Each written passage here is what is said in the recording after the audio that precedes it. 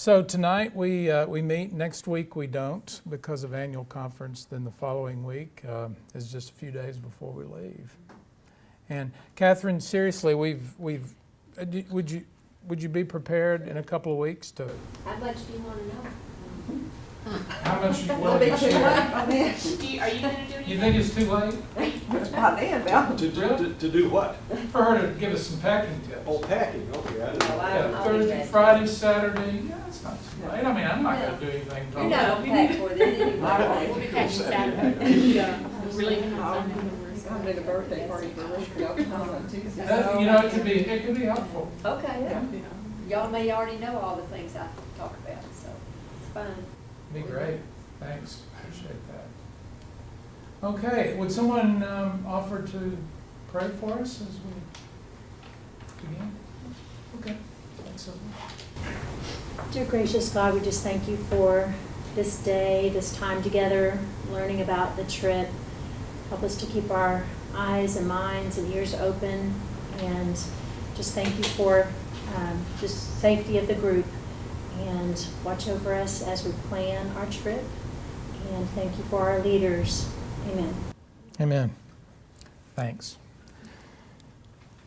So tonight, I'm not sure what all we'll get through, but we'll go as far as we can. Anything that we don't get through tonight, we'll pick up.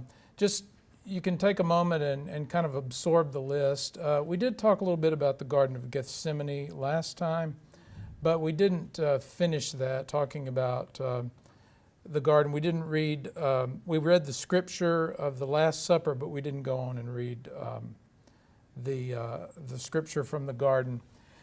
And we didn't go through the Church of All Nations, a beautiful church that's there in the Garden of Gethsemane. And then we have Mount Zion in the upper room, the House of Caiaphas, Church of the Nativity, the Western Wall, which we have looked at, and then the Temple Mount, Dome of the Rock, which we've also looked at when we started talking about Jerusalem, the Pool of Bethesda, the Via Dolorosa, Church of the Holy Sepulchre, the Jewish Quarter and the Roman Cardo, Yad Vashem, the Israeli Knesset Israel Museum, model of first century Jerusalem. You have seen an image from that, and then the Garden Tomb. So we'll get through what we can tonight. We are, of course, in Jerusalem for the remainder, and so we'll go to the Garden of Gethsemane. And we talked about these olive trees. They're very ancient. They were, somebody might say, well, these trees were there when Jesus was in the garden, but they're not that old. They're old. They're 800 plus years old, but not that old. But they're in the same location, and it has been an olive grove on. That's why it's called the Mount of Olives, because it's been that way for hundreds and hundreds of years, and so these are very ancient. We did talk about, we did read the text from the institution of the Last Supper, Matthew 26, last time, and it ends with, when they had sung the hymn, they went out to the Mount of Olives. So this is where they go after the Last Supper. So let's pick up with Matthew 26:31. So if you'll turn to that, this is a continuation of what we read last time. We got as far as they went out to the Mount of Olives after they had sung the hymn. And then it picks up with Jesus speaking to his disciples there. Somebody like to read for us through the 35th verse? Yes. Matthew 26:31 through 35. Okay. Mm-hmm. Then saith Jesus unto them, All ye shall be offended in me this night. For it is written, I will smite the shepherd, and the sheep of the flock shall be scattered abroad. But after I am raised up, I will go before you into Galilee. But Peter answered and said unto him, If all shall be offended in thee, I will never be offended. Jesus said unto him, Verily I say unto thee, that this night before the cock crow thou shalt deny me thrice. Peter saith unto him, Even if I must die with thee, yet I will not deny thee. Likewise also said all the disciples. Okay, thanks. Stop right there. We will see, as we're in Jerusalem and we go to Mount Zion, we will see, some of the rest of this story. But here in the garden, after they've gone out into the garden, after singing the hymn, Jesus then shares this with his disciples, and Peter vehemently denies that he would ever do such a thing. And Jesus says, actually, you'll do it 3 times before the rooster crows. Now, if somebody will pick up with verse 36, Jesus then goes into the garden to pray. Then Jesus went with them to a place called Gethsemane, and he said to his disciples, Sit here while I go over there and pray. He took with him Peter and the 2 sons of Zebedee and began to be grieved and agitated. Then he said to them, I am deeply grieved, even to death. Remain here and stay awake with me. Did you say 238? Go ahead through 46. Oh, okay. And going a little farther, he threw himself on the ground and prayed, My Father, if it is possible, let this cup pass from me. Yet not what I want, but what you want. Then he came to the disciples and found them sleeping. And he said to Peter, So, could you not stay awake with me 1 hour? Stay awake and pray that you may not come into the time of trial. The spirit indeed is willing, but the flesh is weak. Again he went away for the 2nd time and prayed, My Father, if this cannot pass unless I drink it, will your will be done. Again he came and found them sleeping, for their eyes were heavy. So leaving them again, he went away and prayed for the 3rd time, saying the same words. Then he came to the disciples and said to them, Are you still sleeping and taking your rest? See, the hour is at hand, and the Son of Man is betrayed into the hands of sinners. Get up, let us be going. See, my betrayer is at hand. So this is in the garden. This is in a wall.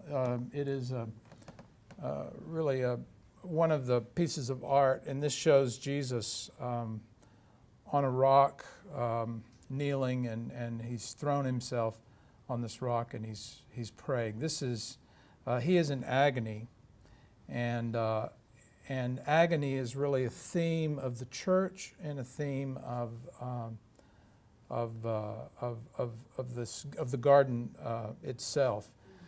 This is a 1460 painting, about 1460, depicting Jesus in the Garden of Gethsemane, and you can see the disciples are sound asleep, even with their mouths open. You can imagine them snoring. If someone will pick up with 40, verse 40, and or the next verse. Where did we leave off? 46. Oh, sorry. Yeah, so this is just reminding us of, 46. So the disciples sleeping. This is an olive press. Gethsemane means olive press or oil press. This is the garden of the olive press. And meaning, of course, that it was named after an olive press that was there. The olives are placed in that bag under the large rock on the right-hand side. The rocks are added on the left-hand side, and because of the leverage of this thing, it puts considerable weight on the olives and presses them. And then rocks can be added to add to the weight, and the oil is pressed out. You can see here this is actually a pressing. The olives are in this kind of burlap bag that is there, and the olive juice is running out. In Luke 22:44, it says, "In his anguish, Jesus prayed more earnestly, and his sweat became like great drops of blood falling down on the ground." And one of the things we can remember in the Garden of Gethsemane is this. If you can imagine the image of Jesus being pressed to the ground by the weight of what he was carrying, and imagine, in this place of the olive press, that he is under this tremendous pressure, and his sweat became like great drops of blood falling down on the ground. It's just interesting that this is a place where the olives are pressed hard until the drops run out, and Jesus is being pressed so that he is saying, "Let this cup pass from me. Nevertheless, not my will, but your will be done." The Church of All Nations is there at the garden, and it is a fascinating church, and it's beautiful. I want to continue with the reading, if we would, verses 47 through 56, and we'll have the image of the church here, and some other images of the church then will follow on the inside, because it's magnificent, and it really tells the story in the architecture of this night. Verse 47 through 56. While he was still speaking, Judas, one of the 12, arrived. With him was a large crowd with swords and clubs, from the chief priests and the elders of the people. Now the betrayer had given them a sign, saying, "The one I will kiss is the man, arrest him."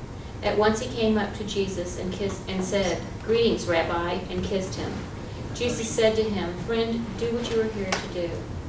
Then they came and laid hands on Jesus and arrested him. Suddenly one of those with Jesus put his hand on his sword, drew it, and struck the slave of the high priest, cutting off his ear. Then Jesus said to him, "Put your sword back into its place, for all who take the sword will perish by the sword. Do you think that I cannot appeal to my Father, and he will at once send me more than 12 legions of angels? But how then would the scriptures be fulfilled, which say it must happen in this way?" At that hour Jesus said to the crowds, Have you come without swords and clubs to arrest me as though I were Have you come out with swords and clubs to arrest me as though I were a bandit? Day after day I sat in the temple teaching, and you did not arrest me. But all this has taken place so that the scriptures of the prophets may be fulfilled. Then all the disciples deserted him and fled. The Church of All Nations is also called the Church, or the Basilica of the Agony, and that really is the theme of this church. It's a Roman Catholic church, and it enshrines a section of bedrock. This is the traditional place. This bedrock is said to be the place where Jesus prayed before his arrest. And so early on, it was identified as that place. And so the current church, as is so often the case, almost always the case, rests on the foundations of two earlier churches. A small 12th century Crusader chapel, and then a 4th century Byzantine basilica. So this church then was built it was completed. It was consecrated in 1924. And if you look at this image, you can see what symbols do you see that stand out? Birds. Some type of birds. Yeah, birds. What about the wrought iron work? It's the thorns, yeah. Yeah, so the Basilica of the Agony, it's those images that that we see. Look at the ceiling. It's a starry sky. It's nighttime. And it's olive trees. It is really, really pretty. Yeah, this is another shot of the altar of the church from a little farther back. You can see the mosaic on that back wall in the garden with olive trees. This is the ceiling.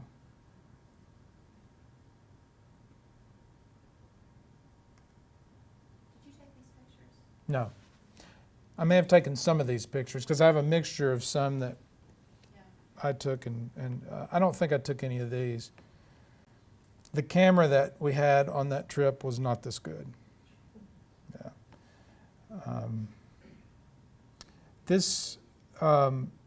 This is looking back toward the entrance of the church.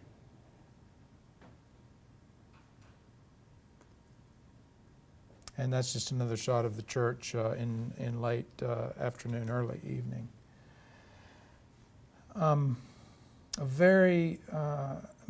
It's a great place to meditate and to think about Christ's agony in the garden, and quite moving. So we go from there to Mount Zion and the upper room. This is Mount Zion from a distance. You can see on the right side there the church. That is the church of St. Peter and the Rooster Crowing, St. Peter in Galacantu. And this is Mount Zion viewed from the Mount of Olives. And the church there is more prominent, more or less in the center. Mount Zion is often used as a synonym for Jerusalem, or for the mountain of the place of the temple, so it's those are used synonymously, or just Zion. So you know the hymn, "We're marching to Zion." Yeah. Okay, so this is the upper room, also called the Cenacle. It's a room in Jerusalem. It's traditionally held to be the site of the Last Supper.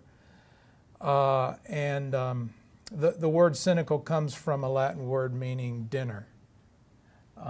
In Christian tradition, the upper room was not only the site of the Last Supper, but the place where the apostles generally stayed in Jerusalem. It is the site of many other events that are important. We won't read all those texts, but Jesus, washing of the feet, the Last Supper, some of the resurrection appearances of Jesus. They're in the upper room, behind locked doors, afraid, and then he's standing in their midst. The gathering of the disciples after the ascension of Jesus. We just had Ascension Sunday, last Sunday. Then the descent of the Holy Spirit on the day of Pentecost, which is this Sunday. So it's a lot happens in this place. Is that the actual room? No, it's not the actual room. No, it's not the actual room, and it is the traditional site. Yeah, where this happened. Since at least the 4th century, there has been a structure here. Again, a lot happened in the 4th century. Constantine's mother went all over the place founding these sites. And she identified either, had a part in identifying. More often, she just asked around, where did this happen? And there, in most cases, there was a traditional site that everybody had sort of either remembered in some cases, or it was clearly a site, or somewhere along the way they identified that as the place where they would remember that. And this is the upper room site, and it is very old. It's documented in very early writings, as early as 384, when pilgrims would write about visiting the holy sites. This was one of them. This building, or this site, has seen buildings come and go. Lots of cycles of destruction and reconstruction, and then culminating in the Gothic structure that stands at this place today. There's a lot of uncertainty about the early history of the site, and even about the exact chronology. But the original building was a synagogue. It was later probably used by Jewish Christians, because the earliest Christians, as you know, were Jews, and continued to practice Judaism in all of its forms.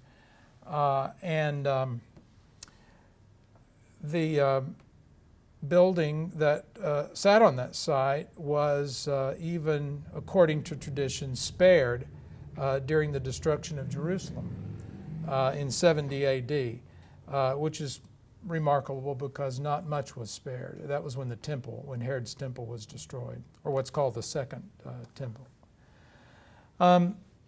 The term here in this same place is David's tomb. So this is it is a traditional site where David is remembered.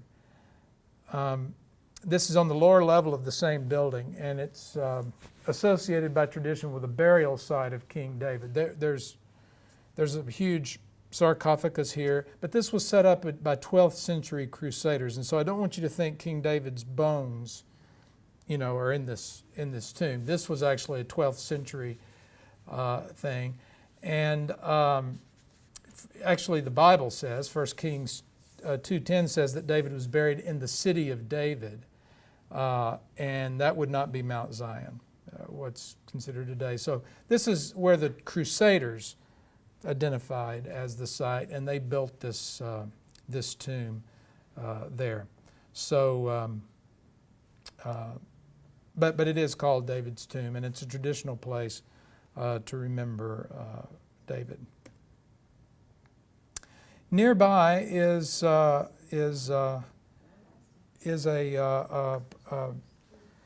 Catholic cemetery, a Franciscan cemetery. It's on Mount Zion. And Oscar Schindler is buried there. Yeah, and you all know the story of Oscar Schindler, who wanted to be buried in Jerusalem, and he said he said, "My children are here." Oscar Schindler is honored as a righteous among the nations, meaning a Gentile who did righteous acts. It's an honorific title, and the state of Israel confers that title on non-Jews who risked their lives during the Holocaust. And that's what the Hebrew inscription says, righteous among the nations. And the German inscription there reads, "The unforgettable lifesaver of 1,200 persecuted Jews." Look at all the stones. And if you saw the movie, then you remember that last scene where people are coming by, the actual Schindler Jews and descendants of Schindler Jews who are remembering him. Okay, so the house of Caiaphas is also, this is the church of St. Peter in Gallicantu, which means rooster crow, and it is built there in commemoration of Peter's denial of Jesus 3 times. And we heard Jesus predict that Simon Peter would do that in the text we read a moment ago, and he did. And a Byzantine shrine dedicated to St. Peter was built here in 457 A.D. It was destroyed under Muslim occupation, and then it was rebuilt by the Crusaders in 1102, and it was given its present name. The chapel was. It fell into ruins, and it was rebuilt then in 1931, and it is a place for remembering that. But it's also the site of the house of Caiaphas, Caiaphas courtyard, and so this is where we will read the text about Simon Peter's denial. So if you'll turn to John 18, and we will begin at verse 12. I'll read it. Okay. Then the detachment of soldiers with its commanders and the Jewish officials arrested Jesus. They bound him and brought him first to Ananias, who was the father-in-law of Caiaphas, the high priest that year. Caiaphas was the one who had advised the Jews that it would be good if one man die for the people. Peter's first denial. Simon Peter and other disciples were following Jesus. Before this disciple was known to the high priest, he went with Jesus into the high priest's courtyard. But Peter had to wait outside at the door. The other disciples who was known to the high priest came back, spoke to the girl on duty there, and brought Peter in. "You are not one of his disciples, are you?" the girl at the door asked Peter. He replied, "I am not." It was cold, and the servants and officials stood around a fire they had made to keep warm. Peter also was standing with them, warming himself. How much further, Brother Tim? Just keep going, Oh, if you okay. would, please. The high priest questions Jesus. Meanwhile, the high priest questioned Jesus about his disciples and his teachings. "I have spoken openly to the world," Jesus replied. "I always taught in synagogues or at the temple, where the Jews came together. I said nothing in secret. Why question me?" asked those who heard me. "Surely they know what I said." When Jesus said this, one of the officials nearby struck him in the face. "Is this the way you answer the high priest?" he demanded. "If I said something wrong," Jesus replied, "testify as to what is wrong. But if I spoke the truth, why did you strike me?" Then Ananias sent him, still bound, to Caiaphas the high priest. As Simon Peter stood warming himself, he was asked, "You are not one of his disciples, are you?" He denied it, saying, "I am not." One of the high priest's servants, a relative of the man whose ear Peter had cut off, challenged him. "Didn't I see you with him in the olive grove?" Again, Peter denied it, and at that moment a rooster began to crow. Then the Jews led Jesus from Caiaphas to the palace of the Roman governor. By now it was early morning, and to avoid ceremonial uncleanness, the Jews did not enter the palace. They wanted to be able to eat the Passover. So Pilate came out to them and asked, "What charges are you bringing against this man?" Let's. I think we can stop there because we've left Caiaphas courtyard. Thank you. This is one of those places that there's pretty good certainty that this was the courtyard of Caiaphas. There's considerable evidence for it. One of those is that, and I think I mentioned this earlier in one of our earlier classes, that there is a set of measures, official measures, that was found here. And it was one of the roles of the high priest was to be the office of weights and measures, basically, to be the keeper of what the official measures, weights are. And so that was found here. Also, the location fits.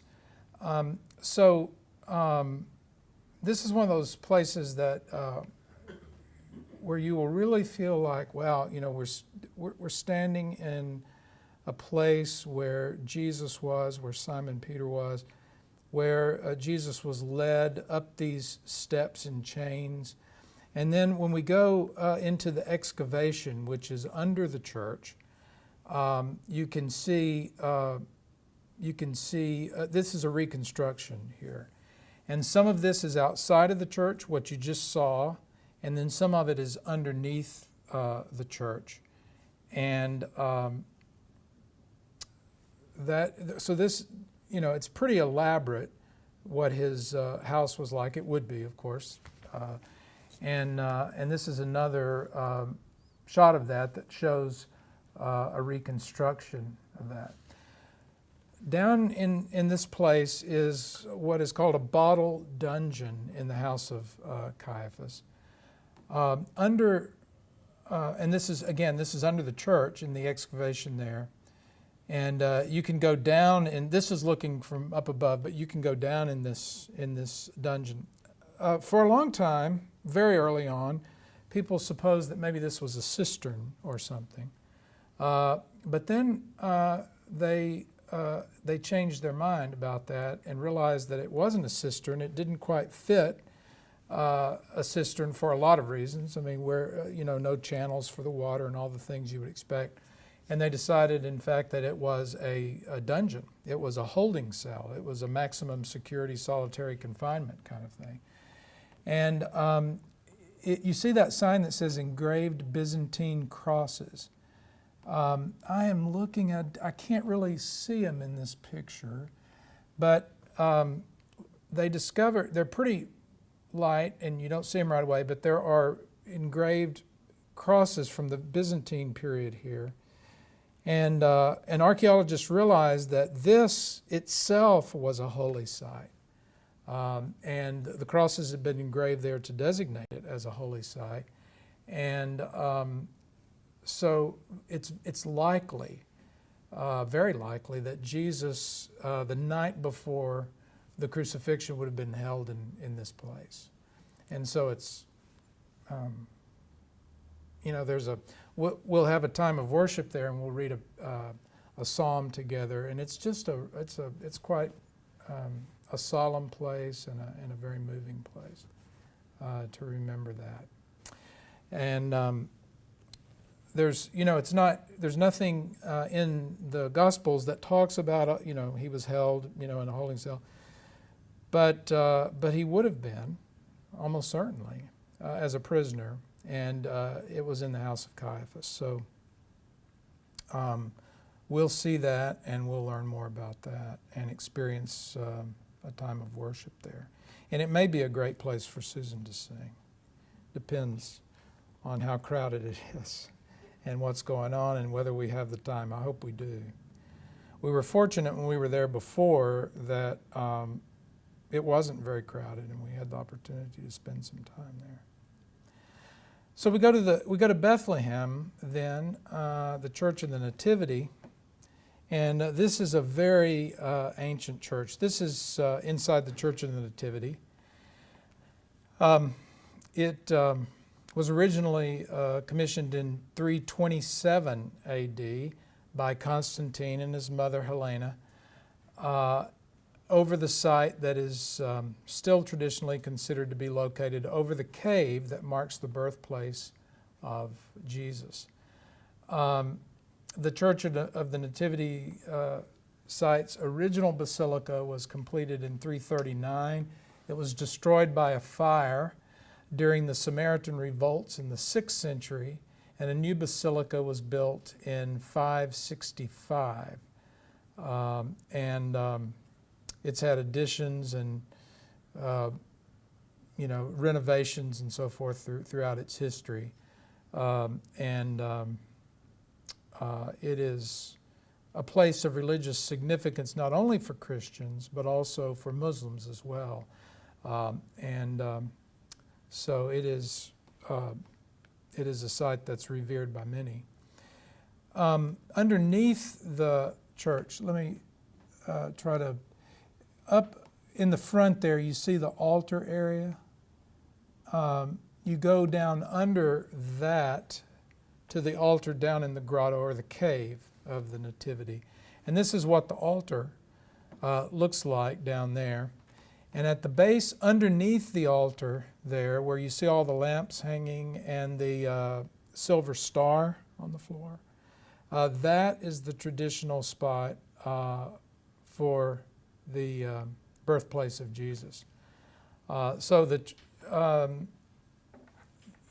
traditionally, the understanding is very different from our manger scenes or our nativity scenes, because it was likely, well, first of all, it would have been a stone structure at least, but it was likely a cave, and there were many caves used as stables. I mean, they're really perfect, really. I mean, constant temperature and lots of advantages for that. And so this site is a very early holy site, really dating back as a site to the 1st century. And all of this is quite ancient. I think most people, when they see this for the first time, are kind of put off by it a little bit. I mean, I think for most of us, our taste, it's kind of gaudy, we kind of, seriously? Did you have to do that? I mean, we'd sort of like to see it like it was, kind of thing. But you just have to understand through the centuries that this is a way of revering this place and making it special and sacred. There wasn't the same sort of notion of preserving the historicity and the original nature of it, but rather to venerate it and revere it. So that's why it looks like it does. But it is a very ancient site. In 135 A.D., Hadrian had the Christian site above the grotto converted into a worship place. Now, Hadrian was against the Christians, persecuted the Christians, so he had the site converted into a worship place for Adonis, the Greek god of beauty and desire. And so we know from that very early, I mean, this is 135 A.D., that he took the site and converted it into a pagan temple. So we know prior to that it was already being venerated in that way. And so that's the Church of the Nativity, and it is a fascinating place, and it is amazing kind of to stand in a place that was in the 1st century venerated as a holy site, and that's pretty unusual, really. Most of them were established with Helena, even though they probably had earlier people who considered that. The Western Wall we've already looked at, so just a reminder that this is a part of the ruins, or what was left of the second temple, the Temple Mount, not the temple, but the Temple Mount, and the temple sat up on top of that, and it is a place of prayer, and you see services, you see bar mitzvahs, all sorts of things going on at the Western Wall. There is a place for men, a place for women, and you can see the prayers are written down. This is a custom, and placed in the cracks in the wall. Temple Mount, again, we've already looked at the Temple Mount. The temple sat on this mount, Herod's temple, the second temple. This is, you can see the prominent architectural feature that really stands out whenever you see pictures of Jerusalem is the Dome of the Rock Mosque. We mentioned before that this is in the Old City, of course, that the Old City is only 0.35 square miles, and yet it contains some of the primary holy sites. There's the Dome of the Rock Mosque. We'll go to the Pool of Bethesda, this is it's a long, narrow picture that I found, but this is the excavation at the site, and there is a church, the ruins of a church on this site. This is what it looked like. This is from the model of 1st century Jerusalem. So this is what the pool looked like. It was really two pools surrounded by porticos. Let me go ahead and talk about the Church of the Holy Sepulchre, also called the Basilica of the Holy Sepulchre, of course, or the Church of the Resurrection. Eastern Christians call it that. And it is within the Christian quarter of the walled city, the old city of Jerusalem. It is the site of Golgotha, which is the place of the skull, or it's the hill of Calvary, where Jesus was crucified. It's also the place, the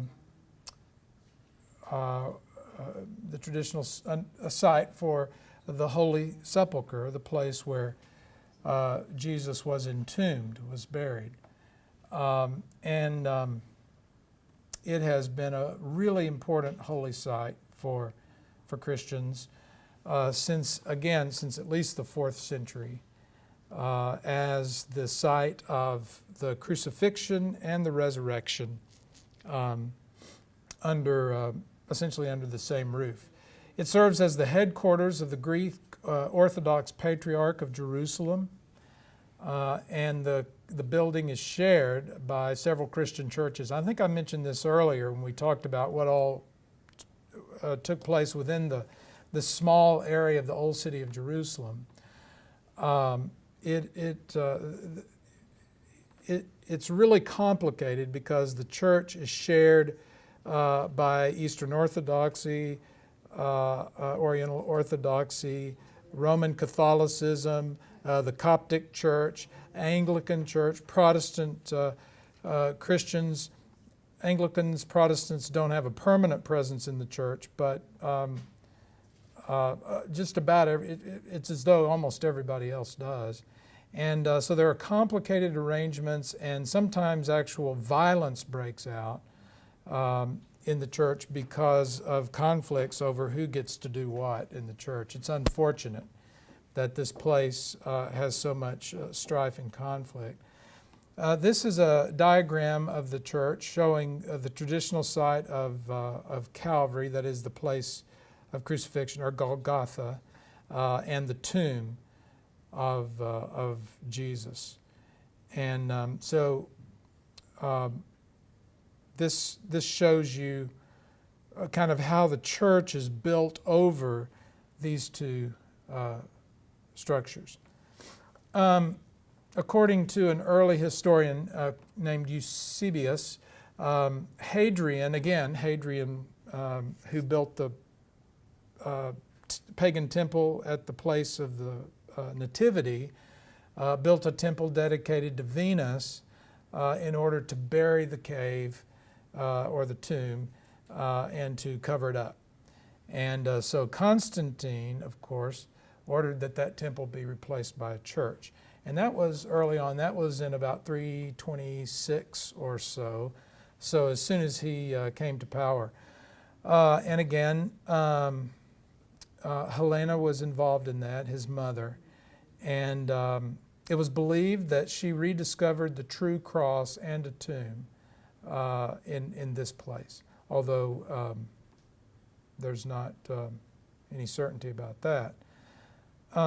So it was built really as two connected churches over the two different holy sites, the Golgotha holy site, that is the place of the crucifixion, and the holy site of the Holy Sepulchre, the tomb itself. And so the church dates back a long time, and like a church, like all the churches that ancient, you have various versions of the church built on the same site. You have destruction and rebuilding as well. In 614, it was damaged by fire, and it was ordered destroyed in 1009 by the Caliph. And then it was, in fact, it was ordered destroyed, and it was at that point that the tomb, everything was completely obliterated. And so the place of the Holy Sepulchre, which you see in this picture, was built there in order to remember that place. But the tomb itself, which had existed until that time, was completely destroyed. And that was part of the impetus, by the way, for the Crusades. Then it was reconstructed after that, and and it was reconstructed in such a way that there are various chapels throughout. As it was added on to different places within the Church of the Holy Sepulchre for different denominations or different branches of Christianity. This is the arms for the Order of the Holy Sepulchre. This dates back to the Crusader period. So this these arms reminds us of the violence that took place when the Crusades happened, a tragic chapter in the history of the church because Christians were sent from the West, and they just obliterated everybody. They killed Eastern Christians, they killed Muslims, they killed Jews, and it was a terrible scar on the church. In fact, it's an open wound in the Eastern Church to this day, and it led ultimately to the split of the East and the West. The Eastern Church from the Western Church. This is the capture of Jerusalem by the Crusaders, a painting of that. This happened in 1099. And you can see in there what's labeled number 1 was the Holy Sepulchre. Number 2, the Dome of the Rock. And number 3, the walls of the city. This is Crusader graffiti in the Church of the Holy Sepulchre. So it gives you an idea of how ancient parts of this church are, dating back to the 12th century, late 11th, early 12th century.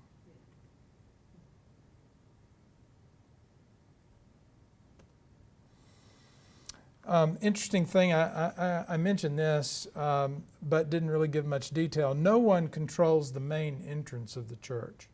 That is, none of the Christians control the main entrance of the church. And by the way, look at how small the door is, the main entrance. This has made it hazardous at certain times in its history because,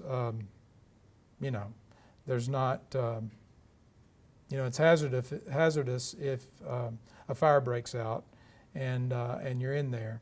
Of course, now it has sprinkler systems, what kind of things you'd expect in modern times, but it's a very small door, and none of the Christians who occupy it, because they're in such conflict, have the keys. So the keys to the door and the responsibility for the door was assigned in 1192 to a Muslim family, and they're the custodian of the keys, and they remain custodian of the keys to this day. Isn't that amazing? It's been passed down from generation to generation to generation. And again, there's actually been violence among these Christian groups because someone moves a chair. There was actually kind of a riot because somebody moved a chair, so the rules are Byzantine, pardon the pun. They're just crazy, and it's an odd place, but a fascinating place. Okay, now we go to the Jewish quarter and the Roman Cardo. Do you remember what I said about the Cardo? Every Roman town has a street. Cardo means heart. So it's a street that runs north-south in the heart of a Roman city. And so this is a map of the Jewish quarter, and you can see the Roman Cardo over to the left side there. You can see the plaza for the Western Wall, and the Jewish quarter, is one of those 4 traditional quarters we talked about, this is an alley in the Jewish quarter. It's really very picturesque and quite beautiful. It has about 2,000 residents. It has a number of synagogues in it. And parts of it have been destroyed, as you can imagine, many times. What did you say? It does have a jewelry store. That you would notice that. I didn't notice that, so I'm not surprised. It says Georgia. It does. We have a birthday coming up right after. Place to stop. Let's move on. So this is a mural of the Roman Cardo in the Jewish quarter, reminding us what the Cardo was like. It would be lined with shops on both sides. And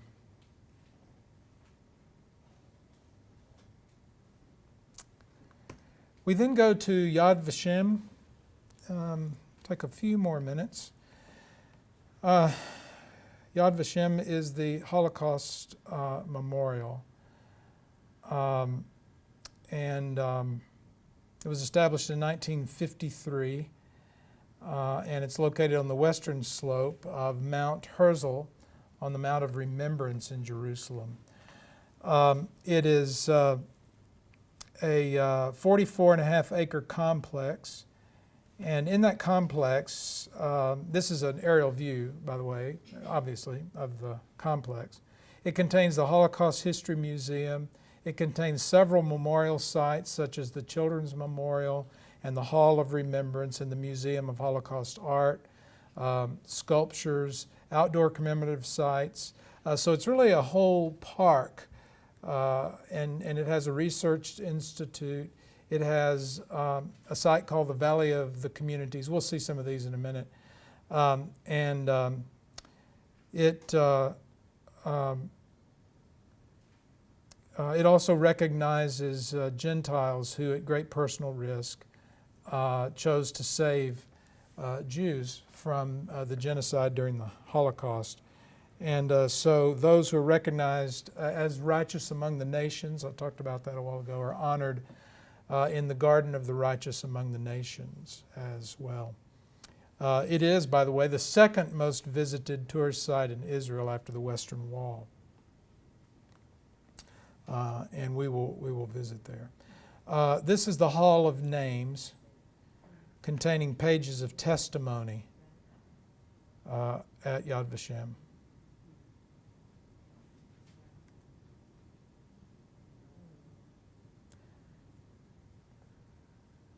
We know the significance, don't we, of that?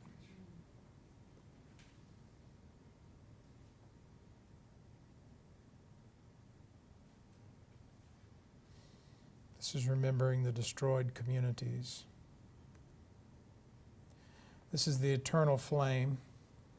And you see, if you look on the floor, you see Dachau, Auschwitz, Bergen-Belsen. These are concentration camps.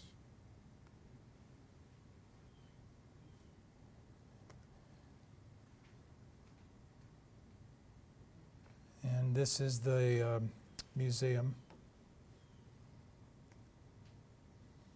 This is one of the sculptures. This is the memorial of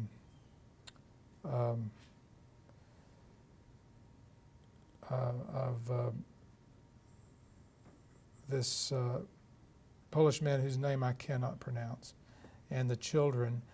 This, I don't know the story here, but I thought it was a striking sculpture. This, obviously somebody who saved children. Sorry, what'd you say? Just observing them. It's like a man saving them. Yeah, saving the children, yeah. This is one of the photographs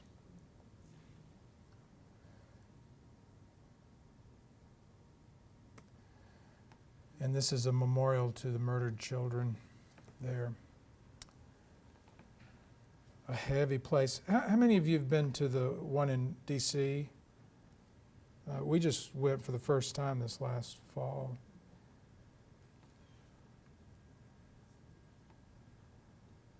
We'll visit the Knesset. This is the Parliament. Knesset means gathering or assembly. And it is their legislature. They have a unicameral form of government, that is one house in the legislative branch. And so this body passes all the laws, elects the president, the prime minister, and approves the cabinet, supervises the work of government, and does all the things that the legislative branch would do. This is an interior of the Knesset.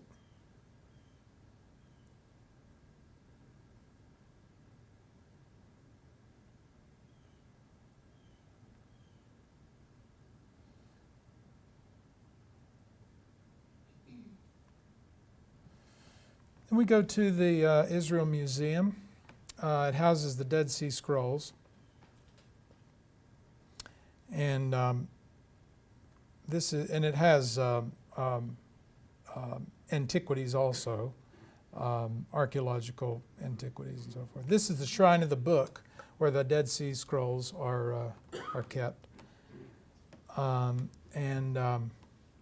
the Dead Sea Scrolls. We talked about those when we were at Qumran.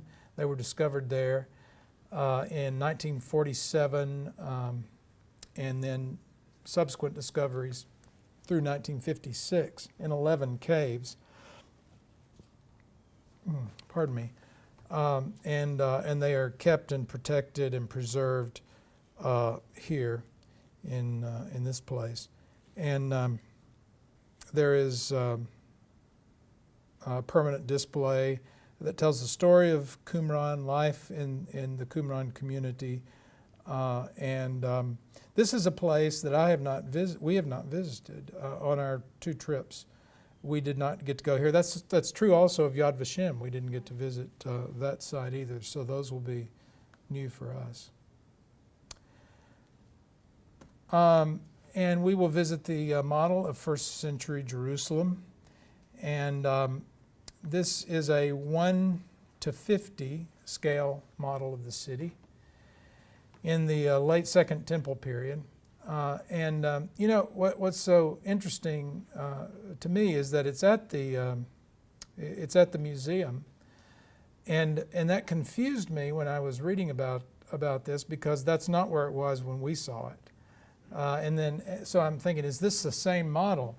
And it is. It was relocated in June of 2006. It was originally at the Holy Land Hotel in Jerusalem, and it was. Give you another shot of it there. It was commissioned in 1966 by the owner of the Holy Land Hotel, whose son, it was in memory of his son, who was killed in the Israeli War of Independence in 1948. It was there at the Holy Land Hotel until it was relocated in 2006, where it is at the Israel Museum now. So I was reading about that. It's fascinating in preparation, because I wondered, how in the world do you move this thing? And they actually cut it into 1,000 pieces and then reassembled it in the new site, and it spent $3.5 million on the move. And the Holy Land Hotel paid for that relocation. But it's quite something, and it's a great teaching tool, you know, to be able to walk around. What you see in the foreground here is the temple. So this is what the temple the Herod's temple, the second temple, it's also called. And so if you look on the left side, you would see where the money changers would have been and all of that. under that raised roof area. If you look closely, you can see sort of stairwells, kind of. Two of the gates going up, the Hulda gates, came up from that side. And today you can stand where the Hulda gates went down, and that's one of those places where we just know for sure that Jesus stood and taught, because he taught on the steps of the temple going up through those gates. So that's one of those places. And I remember when we stood there, and remember from this perspective that you're looking at, behind you, in fact, you would be on the Mount of Olives, seeing what you see here. And I remember Jim Fleming, when we were standing in that place, he was talking about Jesus referring to the Pharisees as whitewashed tombs.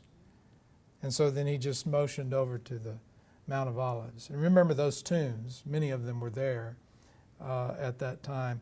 So it just gives a whole new meaning as Jesus is there by the temple teaching, and he says, you're whitewashed tombs. And there they are, all of these tombs over on the Mount of Olives. This is a close-up view of the temple itself, and so you have different levels of holiness. The high point there is the Holy of Holies, and so only the high priest can go behind the veil once a year on the Day of Atonement. And then you come out from there, and there's the priests can go in that place, and then the men can go in that place, and then the women, and so forth. But this is a very detailed model. Can you actually walk through there? No, you don't walk through it. It's not that big. So you walk around it. See the far right-hand side? You see somebody standing there? Yeah. So you walk around it to look at it.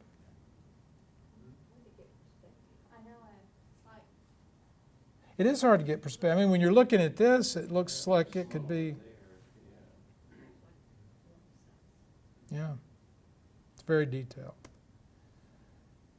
And there's, this is one I showed you before. This is the city of David in the period of Herod's temple.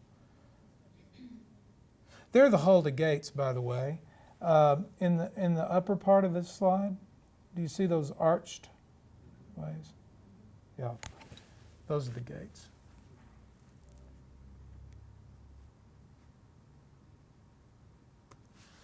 Okay, then the Garden Tomb. This is a very special place, and it has an interesting history. It's a rock-cut tomb. It was unearthed in 1867, and was considered at the time. Some people became convinced that this was the site of the burial and resurrection of Jesus. The Garden Tomb is next to a rocky cliff, which, again, since the mid-19th century, not all that long ago, has been proposed by some to be Golgotha. And Golgotha is the place of the skull, it means. Back in the 19th century, in the 1800s, there were those who became convinced that the Church of the Holy Sepulchre was not the site of the tomb and the place of crucifixion. And so they began to search for an alternative. And in the early, I guess it was the 1830s, 1842, I guess, is when this German scholar happened to notice this cliff, and he was, as he looked at it, he thought, that looks kind of like the face of a skull, and so he decided that this was was Golgotha, because that is the Aramaic word for skull. And so people began to sort of, gather around that idea, and then they discovered a tomb just a few yards away from Golgotha, or from this place, the place of the skull, they said, because it says in John, "Now in the place where he was crucified there was a garden, and in the garden a new sepulchre wherein was never man yet laid." And so they latched on to that, and they began to look for a tomb, and they discovered a tomb nearby. If you look at this tomb, you can see. Do you see the channel in front of it?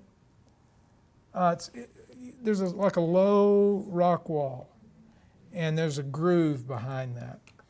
So Gordon was the British archaeologist who identified this place, and it's called Gordon's Calvary, by the way, because he became convinced that this was the Golgotha, and then which is behind a bus station now over there, and then the Garden Tomb. And of course, it has this channel, which he interpreted to be a channel for the rolling stone. And this is what a rolling stone would look like. And this is on display near the Garden Tomb. So this is inside the Garden Tomb. Some shots here.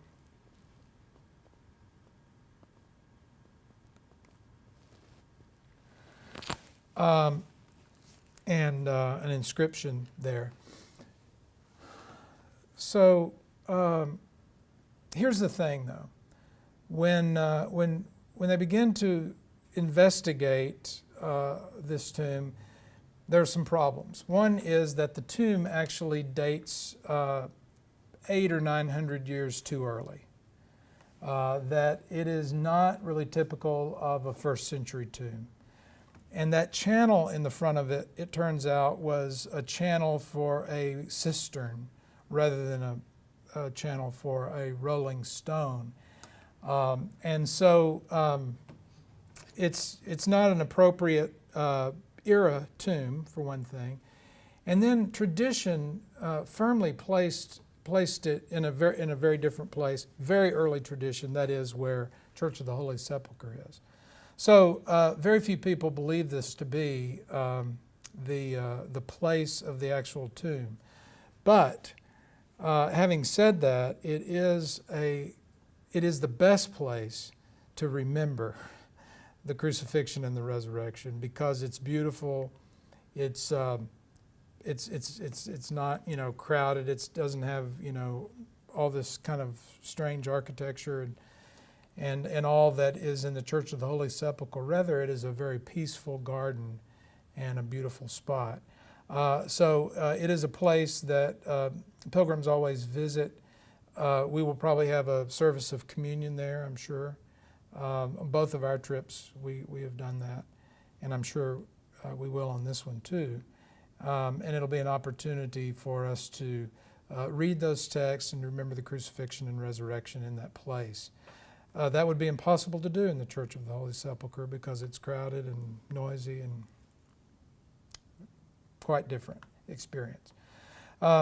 This is, and it's interesting because you see these tombs here and there that remind us, these are our daughters, and this is a 3,000-year-old tomb. So this dates, again, this is more typical of the kind of tomb that's found there in Gordon's Calvary. It predates the time of Jesus by 1,000 years, and this was just by the side of the road and kind of had a historical marker there identifying this. And so our daughters in there gives you an idea of the scale of the tomb. Wow, that was a long time ago, wasn't it? Look how young they are. Huh? They probably would. Well, the statute of limitations has run out on this picture. I mean, they were kids. So, so look at the garden. It's really very beautiful, and it's a wonderful meditative place. And shady. I remember it being shady. Shady, Really cool. Yeah, lots of flowers. Very nice. You can see where that man is standing in this picture. There are benches up there, so you can have a service there. There are several places like that in the garden. Here's another one where you can see some benches. So that's it. We made it through everything before 8 o'clock. So we will gather back 2 weeks from tonight. We'll get a lesson on packing. And, you might check and make sure you have the medical paperwork that Bill and Karen were talking about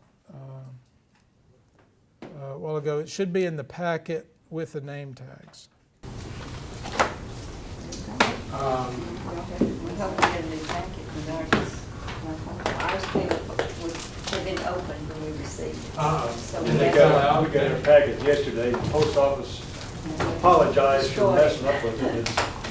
taken One name tag, another luggage tag, and who knows what else. Oh, no. Did you immediately contact? Yeah, they're gonna send us another one. Yeah.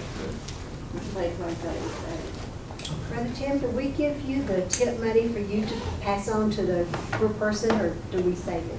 We give it to, because they like to collect it to where they can pass out the tips themselves.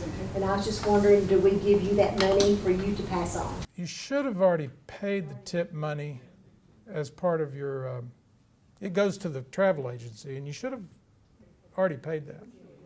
It was like $250, $225, yes, They something sent like us a that. notice saying you need to pay your tip money, so we, yeah. Yeah, they would have notified you and said you haven't paid it yet. Well, we haven't been notified that because it just said in the information that it was extra, you'd be giving it to your tour persons. That's the reason I was wondering about that.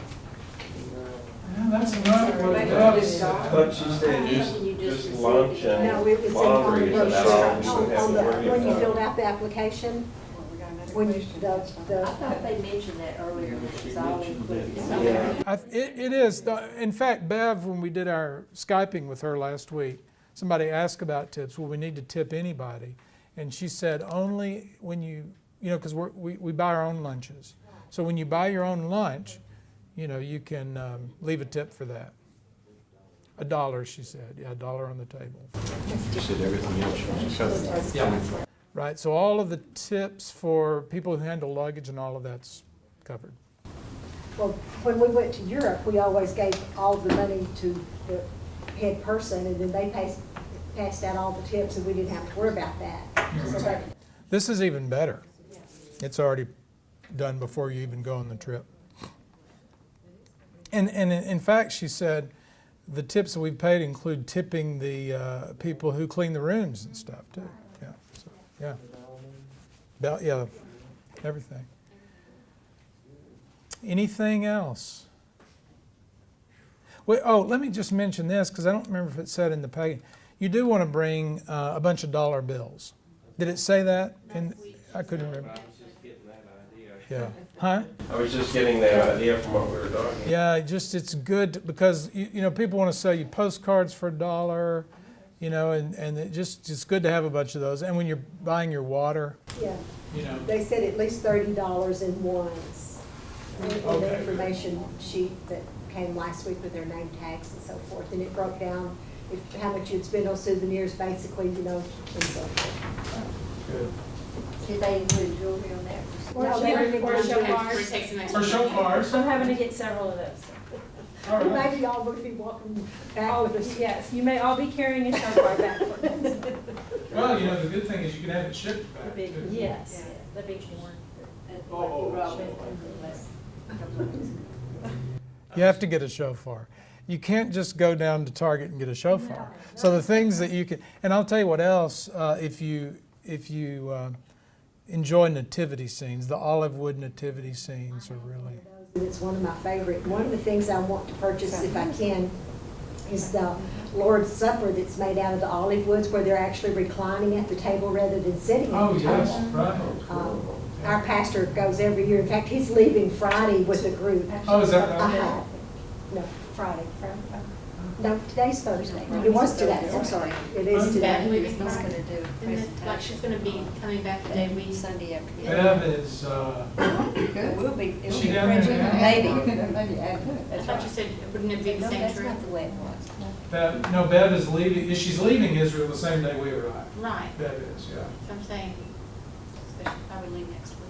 Yeah, probably. But that's the one thing that is my goal, if I can find one of those, because, you know, all the ones we see here in the States, they're sitting at the table, and they were Right. actually reclined at the table. That's right, yeah, they sat at a triclinium reclining table. Well, the olive wood factory probably has. I'm sure, oh, they do. Our pastors talked about them, so they're gorgeous the way that they have it done. I'd like one of those too, I don't have one. Oh. Well, her birthday's coming up. There you go. That's better than jewelry, I think.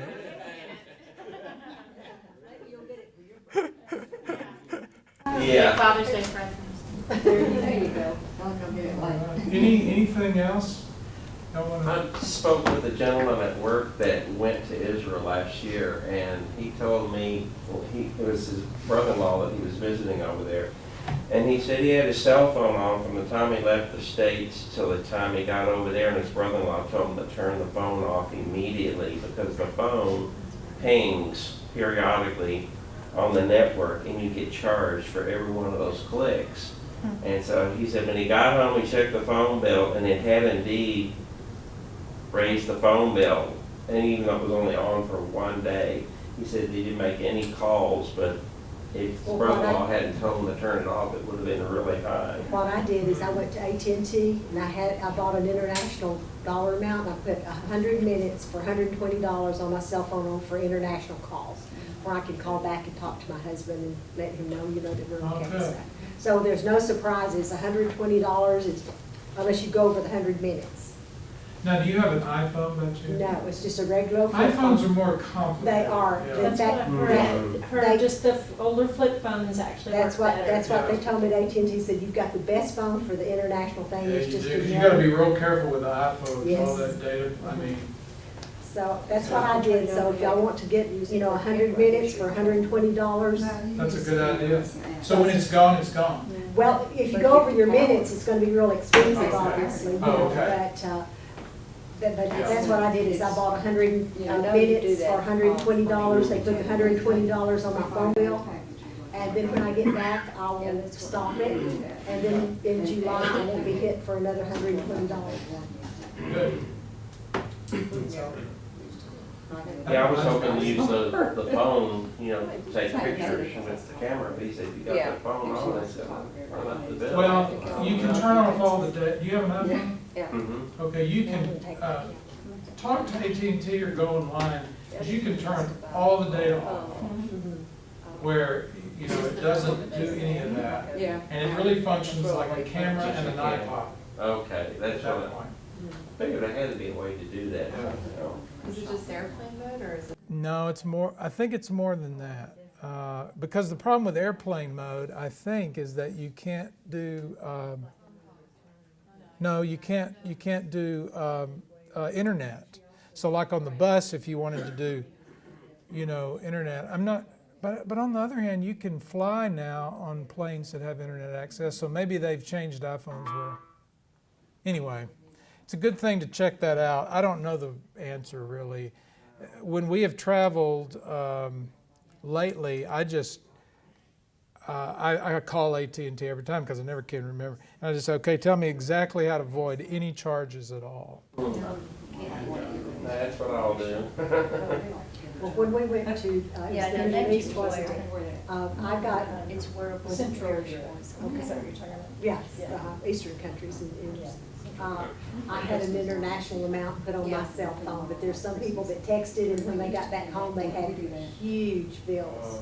That Yeah. were surprising, so that's the reason I went down to AT&T, and I said, okay, what do we do? And it's all set up, it's all done, for the June 22nd till when I return. No, they put in the dates. Oh, so it literally goes into effect. You've already set it up? It's set up. Oh, good. That's I the did way that to last do it. Saturday. All right.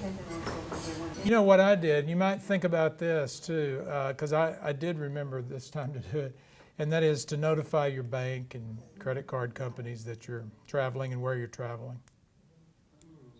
Yeah, you do want to take cash, because she did say they only take credit card for charges $100 and up.